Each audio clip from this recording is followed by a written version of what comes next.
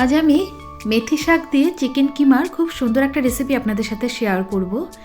এটা রুটি, পরোটা, নান সব কিছুর সাথেই খেতেও কিন্তু অসাধারণ লাগে।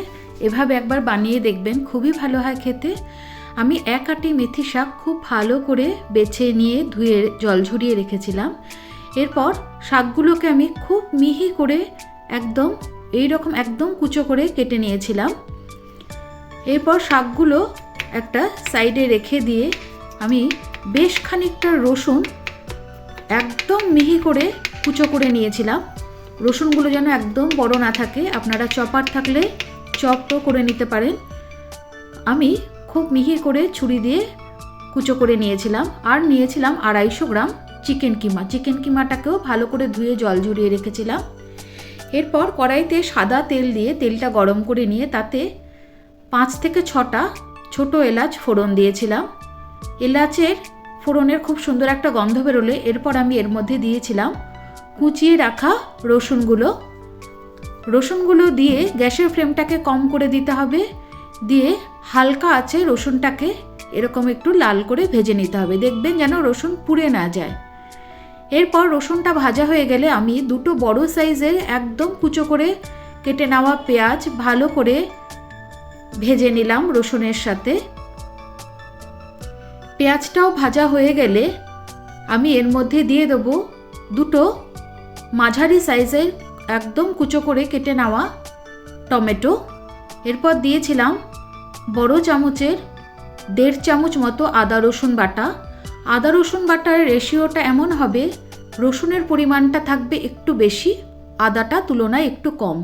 দিলাম 1/2 চামচ লঙ্কার গুঁড়ো, 1/2 চামচ জিরে গুঁড়ো, 1/2 চামচ ধনে গুঁড়ো, আর দিয়েছিলাম বড় চামচের 1 চামচ কাশ্মীরি লাল লঙ্কার গুঁড়ো। কাশ্মীরি লাল লঙ্কার গুঁড়োটা রং হওয়ার জন্য দিয়েছিলাম, এতে কালারটা খুব ভালো আসবে। এরপর 5 মিনিট মতো গ্যাসের ফ্লেমটাকে কমিয়ে দিয়ে মশলাটাকে বেশ ভালো করে কষে নিলাম। মশলাটা ভালো করে কষে তেল বেরিয়ে আসলে এর মধ্যে আমি কুচিয়ে রাখা মেথি শাকটা দিয়ে দেবো।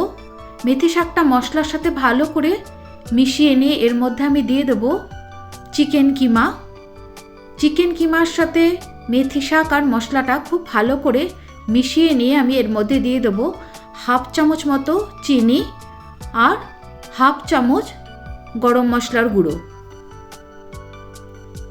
এরপর খুব ভালো করে সবগুলো মিশিয়ে নিয়ে, সব মশলার সাথে চিকেন কিমা মিশিয়ে নিয়ে আমি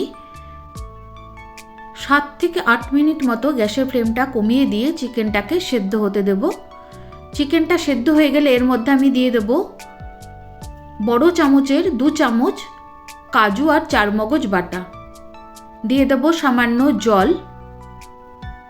ভালো করে এটা মিশিয়ে নিয়ে এর মধ্যে দিয়ে দেব বড় চামচের 1 চামচ আমুলের ফ্রেশ ক্রিম, দিয়ে দেব বড় চামচের 2 চামচ কসুরি মেথি। ভালো করে এগুলো মিশিয়ে নিয়ে এরপর সব শেষে দেব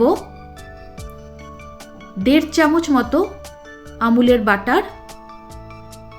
বাটারটা দিয়ে আমি গ্যাসের ফ্লেমটাকে অফ করে দেব। এরপর 5 মিনিট গ্যাসের ওপর রেখে দেব। দেখুন তৈরি হয়ে গেছে। রেসিপিটি কেমন লাগলো অবশ্যই জানাবেন, আর ভালো লাগলে শেয়ার করে দেবেন।